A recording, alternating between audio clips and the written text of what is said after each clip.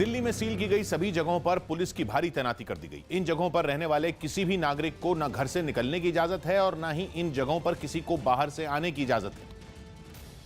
यहां तक कि दूध और सब्जी जैसी जरूरी चीजें भी लोगों के घर पहुंचाई जा रही हैं। दिल्ली का सबसे संवेदनशील इलाका निजामुद्दीन माना गया है, जहां तबलीगी जमात के मरकज से बड़ी संख्या में कोरोना के मरीज मिले हैं। कोरोना वायरस के संक्रमण से बचाव के लिए दिल्ली के हजरत निजामुद्दीन की बस्ती और जी और डी ब्लॉक, इन सभी इलाकों को पूरी तरह से हॉट स्पॉट बनाकर सील किया गया है। ना ही किसी को आने की इजाजत है और ना ही किसी को अंदर जाने की। दिल्ली के अलग अलग हिस्सों में बनाए गए हॉटस्पॉट पर पुलिस की भारी तैनाती रही। द्वारका के सेक्टर 11 की शाहजहानाबाद सोसाइटी के गेट बंद कर दिए गए। सोसाइटी के बाहर पुलिस वाले मौजूद रहे और थोड़ी थोड़ी देर बाद लोगों को सावधान रहने की चेतावनी देते रहे। किसी प्रकार की कोई भी बात होती है आप हमें सूचित करें। आपने किसी प्रकार की कोई लापरवाही नहीं बरतनी। जरूरी सामान घरों तक पहुंचाने की जिम्मेदारी भी पुलिस को ही दी गई है। दोनों तरफ बैरिकेड लगाकर और सोसाइटी के अंदर जाने वाले लोगों को रोका जा रहा है। अंदर से कोई बाहर नहीं आ सकता है। यहाँ पर राउंड द क्लॉक पुलिस कर्मियों की ड्यूटी लगाई गई है ताकि वो इंश्योर करें कि अंदर के लोग बाहर और बाहर के लोग अंदर ना जा पाए। ये सभी वो इलाके हैं जहाँ कोरोना वायरस के मरीज मिल चुके हैं। इसलिए सरकारी एजेंसियों का मानना यह है कि इन जगहों पर कोरोना वायरस अब भी मौजूद हो सकता है। वायरस को फैलने से रोकने के लिए इन जगहों पर कर्फ्यू जैसे हालात हैं और सड़कों पर सन्नाटा पसरा है। दिल्ली की मशहूर बंगाली मार्केट के पास ही सड़कों पर पुलिसकर्मी घूम घूम कर लोगों से घरों से न निकलने की अपील करते रहे। कोरोना संक्रमण के मद्देनजर तमाम बंगाली मार्केट के आसपास के एरिया को लॉक किया गया है।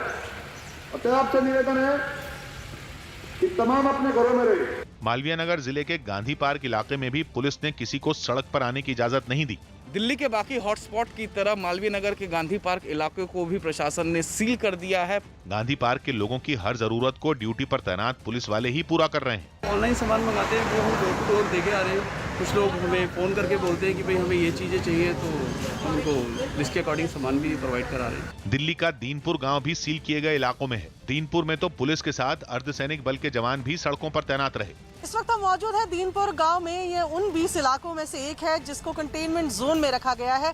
यहाँ आपको दिखाएं कि पूरे इलाके को कॉर्डन ऑफ कर दिया गया है। भारी संख्या में यहाँ पर पुलिसकर्मी, सुरक्षाकर्मी जो है वो मौजूद है। दिल्ली में जिन इलाकों को सील किया गया है उन्हें सैनिटाइज करने का काम भी शुरू हो गया है। हर वो चीज जो सड़क पर निकलने वाले लोगों के संपर्क में आ सकती है उस पर केमिकल का छिड़काव किया जा रहा है। और इस काम पर दिल्ली की अलग अलग सिविक एजेंसियों की टीमें लगाई गई हैं। सील की गई द्वारका की शाहजहानाबाद हाउसिंग सोसाइटी को इससे पहले भी सैनिटाइज किया जा चुका है, लेकिन हाउसिंग सोसाइटी सील किए जाने के बाद फिर से अभियान शुरू किया गया। पहले भी हमने 2 बार इस सोसाइटी को किया है। हमें रिपोर्ट मिली थी तो हमने 2 बार सोसाइटी को किया। अब 3rd टाइम हम जा रहे हैं वहाँ पे करने के लिए। बंगाली मार्केट में एनडीएमसी के कर्मचारी केमिकल का छिड़काव करने के लिए पहुंच गए। सड़कों पर रखे गए दिल्ली पुलिस के बैरिकेड भी सैनिटाइज किए गए। दिल्ली के दीनपुर गाँव में भी इसी तरह केमिकल का छिड़काव किया गया। सैनिटाइजेशन की प्रोसेस जो है वो भी यहाँ पर चल रही है। पूरे दुकानें जिनको बंद किया गया है उनके बाहर ये सैनिटाइजेशन का काम चल रहा है। वो नॉब्स, चैनल्स जहाँ पर भी हाथ लगते हैं उन सारी जगहों को आप देखेंगे कि पुलिस बैरिकेड, पुलिस की रोप्स, इन सबको भी यहाँ पर सैनिटाइज किया जा रहा है। यूपी के मथुरा में कोरोना का एक मरीज सामने आने के बाद सर्वे करने पहुंची कुछ आशा कार्यकर्ताओं से बदसलूकी करने पर पुलिस ने सख्ती दिखाई। आरोप है कि सर्वे के दौरान इलाके के एक लड़के ने उनसे गाली गलौज की और कुछ लोगों की मदद से वो वहां से भाग निकला, जिसके बाद पुलिस की टीम वहां पहुंची और लोगों को चेतावनी दी कि सर्वे के दौरान बदसलूकी करने पर आरोपी के खिलाफ कार्रवाई की जाएगी। इस दौरान एक महिला पुलिसकर्मी गली में घूम घूम कर लोगों को हिदायत देती भी नजर आई। इस महिला पुलिसकर्मी ने आशा कार्यकर्ताओं से बदसलूकी करने वाले की जानकारी जुटाने की भी कोशिश की। इस बीच बदसलूकी के बाद आशा कार्यकर्ता भी सहमी हुई नजर आईं। हमारे संघ के जो साथी हैं उनको गाली बक करके और निकल गया। वहाँ से 25 लोगों ने उसको बचाव कर दिया और उसको भगा दिया। इस महिला पुलिसकर्मी के गुस्से को देखकर घरों के बाहर खड़े लोग अंदर चले गए। कोलकाता में लॉकडाउन के दौरान ड्यूटी पर तैनात पुलिस के जवानों को खाना खिलाने के लिए मोबाइल कैंटीन की शुरुआत की गई। कोरोना वायरस की वजह से लॉकडाउन लागू कराने के लिए पुलिस के जवानों को लगातार ड्यूटी पर तैनात रहना पड़ रहा है, जिसे देखते हुए कोलकाता पुलिस ने ड्यूटी पर तैनात अपने जवानों को खाना खिलाने के लिए मोबाइल कैंटीन की शुरुआत की। शहर के एक इलाके में मोबाइल कैंटीन की एक गाड़ी खड़ी नजर आई। गाड़ी के पीछे पुलिस के जवान सोशल डिस्टेंसिंग का पालन करते हुए लाइन में खड़े होकर खाना लेने के लिए अपनी बारी का इंतजार करते दिखे। बाद में ड्यूटी पर तैनात सभी जवानों को खाने के पैकेट दिए गए। इस दौरान वहां मौजूद सभी जवान मुंह पर मास्क पहने दिखाई दिए। जिस मोबाइल कैंटीन से जवानों को खाना दिया जा रहा था, उस पर राज्य की मुख्यमंत्री ममता बनर्जी की एक बड़ी तस्वीर लगी थी, जबकि तस्वीर के नीचे अंग्रेजी में कोलकाता पुलिस मोबाइल कैंटीन लिखा नजर आया। कोरोना वायरस के खतरे के बीच फिजी में आए एक ताकतवर तूफान की वजह से वहां 2 लोगों की मौत हो गई। फिजी में अब तक कोरोना के 15 मरीज मिल चुके हैं। लेकिन कोरोना की वजह से पहले से ही डरे लोगों को तूफान की दोहरी मार झेलनी पड़ी। तूफान की वजह से राजधानी सुवा और आसपास के इलाके में तबाही जैसे हालात नजर आने लगे। करीब 250 किलोमीटर प्रति घंटा की रफ्तार से चली हवाओं की वजह से कई मकानों की छतें उड़ गईं। कई भारी भरकम पेड़ भी जड़ से उखड़ गए। तूफान की वजह से समंदर में तेज लहरें उठने लगीं और उनका पानी शहर के अंदर घुस गया। तूफान के बाद शहर के कई इलाके पानी में डूबे नजर आए। तूफान की वजह से कई इलाकों का आपस में संपर्क कट गया, जिसके बाद वहां राहत बचाव के लिए सेना को उतारना पड़ा। कोरोना वायरस की चपेट में आने से देश में पहले डॉक्टर की मौत हो गई। जानकारी के मुताबिक मध्य प्रदेश में इंदौर के रहने वाले डॉक्टर शत्रुघ्न पंजवाणी की कोरोना की वजह से मौत हो गई। हालांकि वो कोरोना वायरस से पीड़ित मरीजों का इलाज नहीं कर रहे थे, लेकिन फिर भी कुछ दिन पहले वो कोरोना पॉजिटिव पाए गए थे, जिसके बाद उन्हें इलाज के लिए 3 अलग अलग अस्पतालों में भर्ती भी कराया गया था, लेकिन उनकी जान नहीं बचाई जा सकी। उत्तर प्रदेश के गौतम बुद्ध नगर जिले के 22 हॉटस्पॉट के आसपास पुलिस ने सुरक्षा कड़ी कर दी। ये दिल्ली के पास का इलाका है। सरकारी आदेशों का पालन कराने के लिए पुलिस ने इन इलाकों में बैरिकेड लगाकर रास्ते बंद कर दिए। इससे आवश्यक सेवाओं में आने वाले लोगों के लिए भी काम पर जाना मुश्किल हो गया, क्योंकि पुलिस की तरफ से इन इलाकों में सुरक्षा कड़ी कर दी गई। नोएडा के सेक्टर 28 के वरुण विहार अपार्टमेंट में तो एक डॉक्टर दंपति को रोक लिया गया। सुरक्षा कर्मियों ने गेट खोलने से साफ मना कर दिया। जब उनसे गेट की चाबी मांगी गई तो उन्होंने चाबी पुलिस के पास होने की बात कह दी। There is no police van, you can see all around, there is no one to approach, and if you say call at 112, there is no call receiving. I have done it 10 times and no one is receiving the call. Because of this sealing of the main gates, we are not being allowed to go out at all. Is this the way we are going to handle the problem of corona? इसी तरह नोएडा के sector 8 की जिस झुग्गी बस्ती से 200 लोगों को quarantine किया गया था, वहां भी पुलिस ने बैरिकेड लगाकर रास्ते बंद कर दिए। इस वक्त नोएडा के सेक्टर 8 में हम मौजूद हैं। ये भी वो जगह है जिसे सील किया गया है और लगातार पेट्रोलिंग की जा रही है। आप देख सकते हैं कि जो पुलिसकर्मी हैं वो लगातार पेट्रोलिंग कर रहे हैं। नोएडा के सेक्टर 37 में जिस हाउसिंग सोसाइटी को सील किया गया है, वहां भी पुलिस की तरफ से सुरक्षा के कड़े बंदोबस्त दिखे। वहीं जिले के सील किए गए इलाकों में सरकार ने घर घर जाकर सर्वे कराने का काम भी शुरू कर दिया। इसके लिए प्रशासन की तरफ से आशा कार्यकर्ताओं की कई टीमों को अलग अलग इलाकों में भेजा गया, जिनमें सेक्टर 5 का हरौला इलाका भी है, जहां आशा कार्यकर्ताओं की एक टीम ने घर घर जाकर सर्वे करने का काम शुरू किया। हमें घर घर जाके सर्वे करना है और देखना है कौन किसी को कोई दिक्कत है या कोई परेशानी है, उसका नाम लिख के ले आना है। सारा उसका चेकअप वगैरह सब कुछ होगा। प्रशासन की तरफ से हर एक कार्यकर्ता को रोजाना 100 घरों का सर्वे करने के लिए कहा गया है। प्रशासन इस सर्वे के तहत सील किए गए इलाकों में उन लोगों की पहचान करने में जुटा है जो कोरोना संदिग्ध हो सकते हैं। 100 घर के बाद में वो फॉर्मेट की टोटल रिपोर्ट करके देनी है, कितने सदस्य थे, क्या था वो पूरा। अगर कोई केस है तो उसकी पूरी डिटेल हमें लाके देनी है। घर घर सर्वे कराने के साथ प्रशासन की तरफ से सील किए गए हॉटस्पॉट में खाने पीने का सामान और दूसरी जरूरी चीजें भी होम डिलीवरी के जरिए पहुंचाई जा रही हैं। इसके अलावा नोएडा में सैनिटाइजेशन का काम भी शुरू हो गया। वहां सील किए गए इलाकों में ड्रोन की मदद से केमिकल का छिड़काव किया गया। नोएडा के सेक्टर 8 इलाके में जहां झुग्गी बस्ती है, वहां भी ड्रोन की मदद से सैनिटाइजेशन का काम शुरू किया गया। प्रशासन की तरफ से ऐसे ड्रोन इस्तेमाल किए गए जो 20 से 25 मिनट तक बिना रुके केमिकल का छिड़काव कर सकते हैं। इनमें 5 लीटर की टंकी फिट की गई है, जिसे खाली होने में 2 से 3 घंटे लगते हैं। प्रशासन की तरफ से गौतम बुद्ध नगर जिले के सभी हॉटस्पॉट पर इस तरह के ड्रोन सैनिटाइजेशन के काम में लगाए गए हैं। केंद्र सरकार ने कोरोना वायरस से लंबी लड़ाई की रणनीति पर काम शुरू कर दिया, जिसके तहत देश के सभी राज्यों और केंद्र शासित प्रदेशों को कोरोना के इलाज और रोकथाम की व्यवस्था करने के लिए 15,000 करोड़ रुपए के पैकेज का ऐलान किया गया, जिसे कोविड-19 emergency response and health system preparedness package नाम दिया गया है। इसमें राष्ट्रीय स्वास्थ्य मिशन के तहत अगले 4 साल तक राज्यों और केंद्र शासित प्रदेशों को 3 चरण में कोरोना से निपटने की रणनीति पर अमल करने का निर्देश दिया गया है, जिसका पहला चरण इस साल जनवरी से जून तक, दूसरा चरण जुलाई से मार्च 2021 तक और तीसरा चरण अप्रैल 2021 से मार्च 2024 तक चलेगा, जिसके लिए आर्थिक सहायता की पहली किस्त जारी की जा चुकी है, जिसमें कोरोना के लिए विशेष अस्पताल, आइसोलेशन सेंटर और लैब बनाने के लिए 100% आर्थिक सहायता केंद्र सरकार देगी। साथ ही वेंटिलेटर और दूसरे जरूरी मेडिकल उपकरण, डॉक्टरों और नर्सिंग स्टाफ के लिए सुरक्षा किट और टेस्टिंग किट की खरीद भी इस पैकेज के तहत की जाएगी। इसके तहत state PPs and 95 mask, ventilators या कोई और भी सप्लाईज हैं वह भी खरीद सकते हैं, जिसको टोटली सेंट्रल गवर्नमेंट फंड करेगी। साथ ही हम कम्युनिटी सर्वेलेंस एक्टिविटीज़ के लिए भी इस फंड को इस्तेमाल कर सकते हैं, हॉस्पिटल के अपग्रेडेशन के लिए भी इसको यूज़ कर सकते हैं, एम्बुलेंस के लिए यूज़ कर सकते हैं। दक्षिण अमेरिकी देश कोलंबिया में पुलिस वालों ने घरों में बंद लोगों का डांस करके मनोरंजन किया और उन्हें फिट रहने के लिए जागरूक करने की कोशिश की। कोलंबिया में कोरोना वायरस के 2000 से ज्यादा मामले सामने आ चुके हैं, जिसकी वजह से वहां लॉकडाउन लागू है।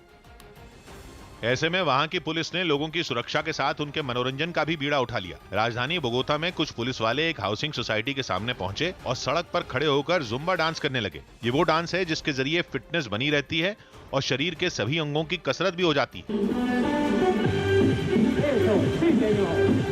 पुलिस वालों को देखकर लोग भी अपनी बालकनी में डांस करने लगे। एक परिवार तो अपने पालतू कुत्ते के साथ डांस करता नजर आया।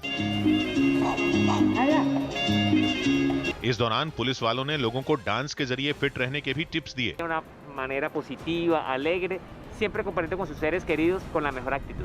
कोरोना वायरस के खतरे के बीच पुलिस वालों की इस पहल से लोग भी बेहद खुश नजर आए।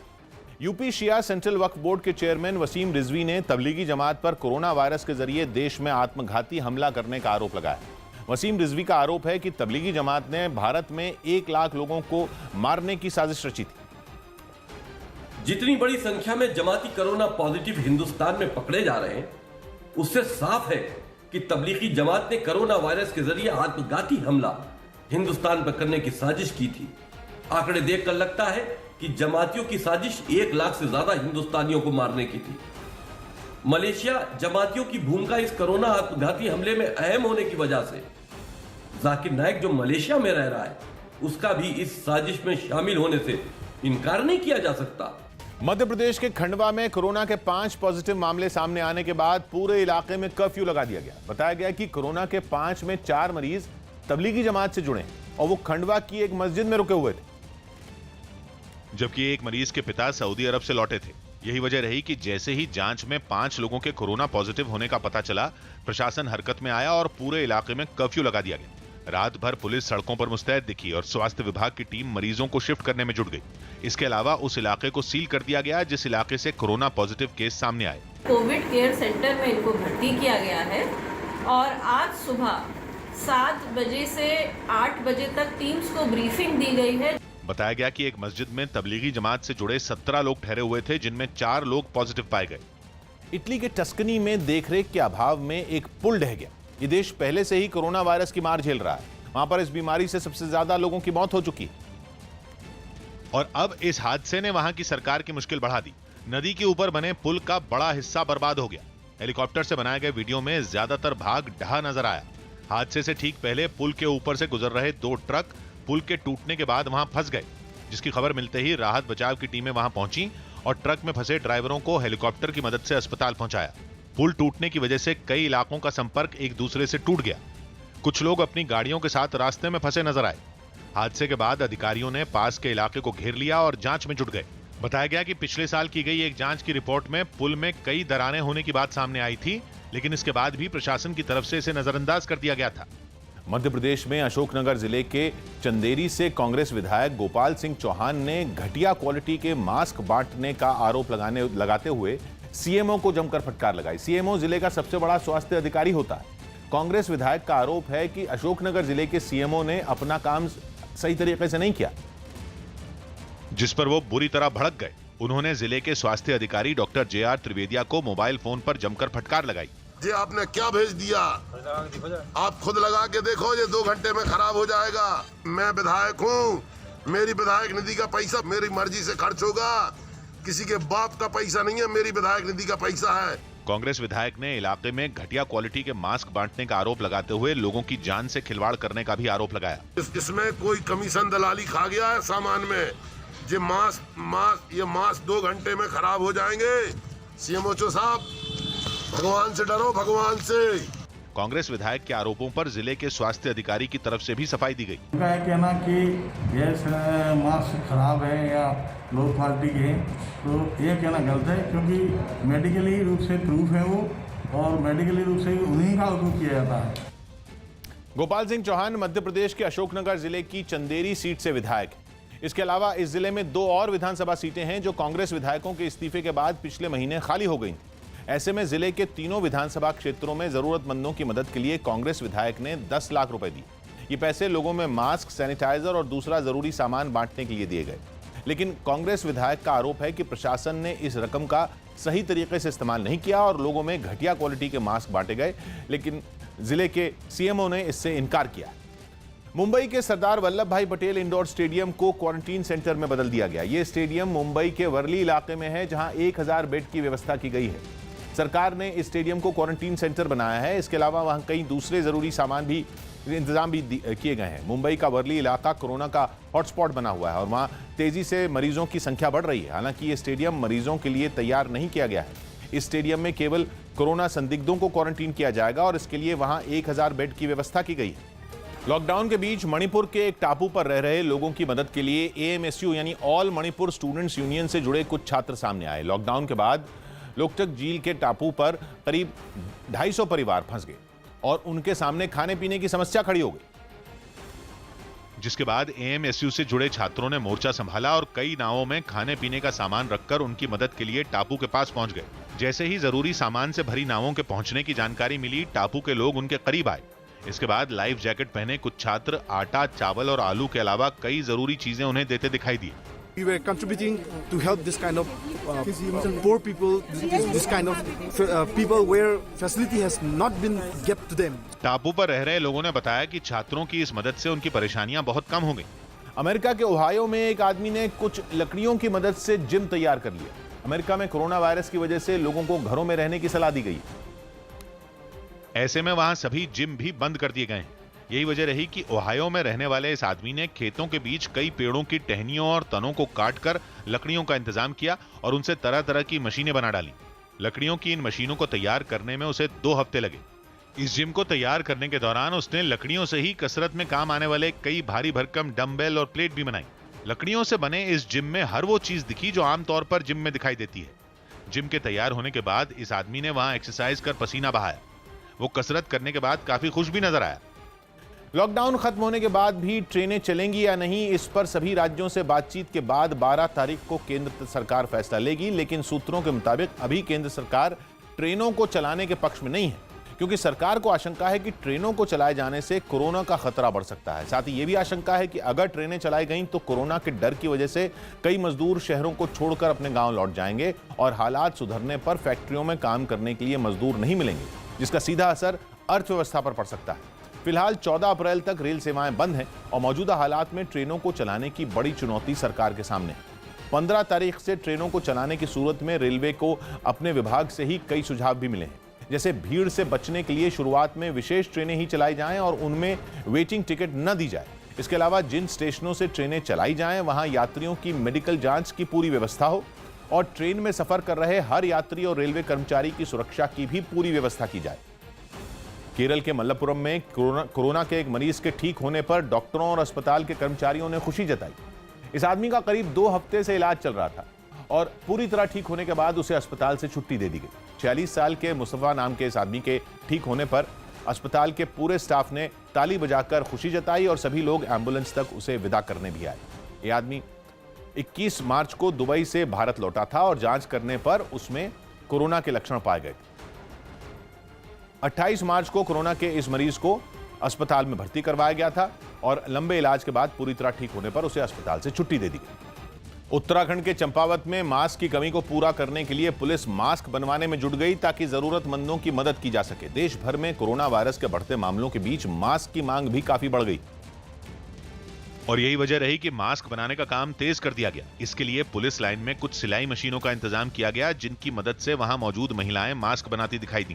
पुलिस लाइन में 6 महिलाएं हैं जिनको लगाया गया है, जो कि प्रति दिवस 150 मास्क बनाती हैं। मास्क बनाने के दौरान महिलाओं ने सोशल डिस्टेंसिंग का भी ध्यान रखा। बताया गया कि तैयार किए गए ये मास्क पुलिस कर्मियों के साथ गरीबों को मुफ्त में